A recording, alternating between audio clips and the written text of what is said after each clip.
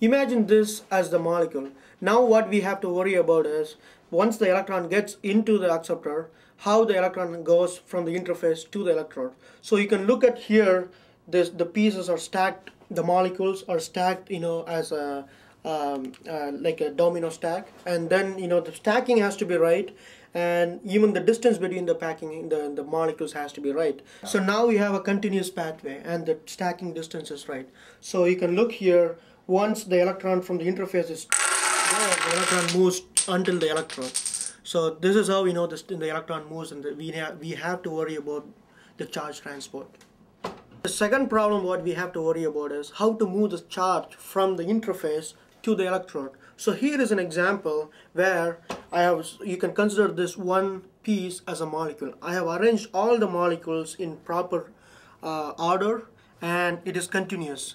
So you can think as one of the packing, and let's say electron is, now you can see the electron moves continuously from the interface to the electrode. And here's another example where you can see all the molecules are properly stacked, but still you have some defects. And in this case, what is going to happen is, if you knock it off, the electron gets trapped or the charge gets trapped. So we call that as a charge trapping site. So we don't want this to happen. And another problem we have to worry about is how to pack all the molecules continuously and also in proper packing distance. The first problem is electron donors are electron rich and electron acceptors are electron poor. And there is a natural tendency for them to interact. And this interaction is very well known in organic chemistry. Okay? So if you take a molecule that's electron rich and you mix it with a molecule that's electron poor, then what you have is called the charge transfer interactions. Okay? That will now allow these molecules to mix and not segregate the way you want it. And the second issue that we have to deal with is that you have molecules of various shapes. You have here molecules that are planar, you have molecules that are spheres here.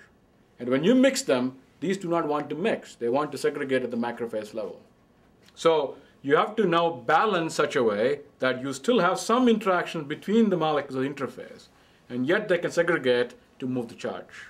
And that is a problem that we are working on. So we talked about two problems. One is, how do you bring molecules together close enough that they can transfer the electron? That's about 10 nanometer distance. And we also talked about how you have to arrange molecules to move the charge from the interface to the electrode.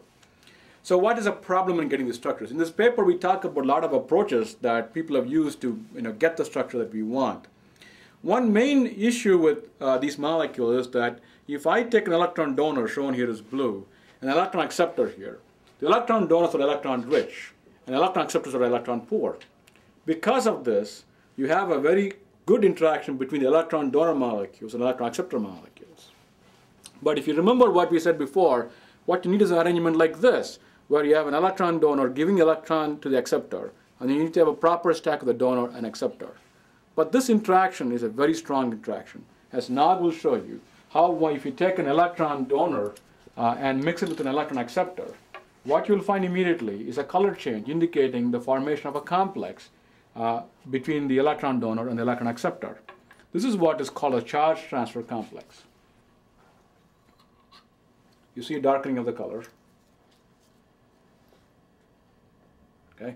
And that color formation indicates that there is a complex formation between the donor and the acceptor. So in my lab, what we are working on is how to avoid that interaction.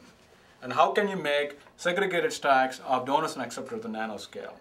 And the way we do it is by attaching side chains to these molecules, which we have to do because of the processability.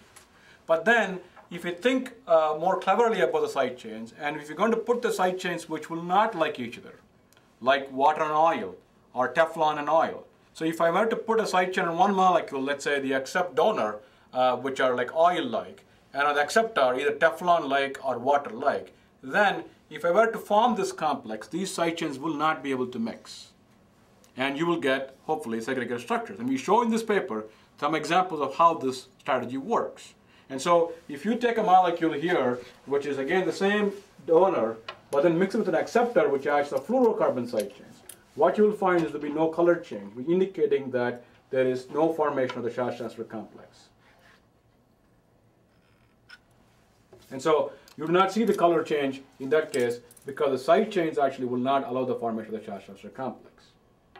So ultimately, in order to make efficient solar cells, we have to worry a lot about how molecules pack. And we have to develop strategies of to get the molecules to pack there where we want. And we have to connect the packing of the molecules with device physics, how the packing affects the device physics, how the molecule affects device physics. By developing the understanding, we'll be able to design molecules and photovoltaic cells which are 10% or more efficient.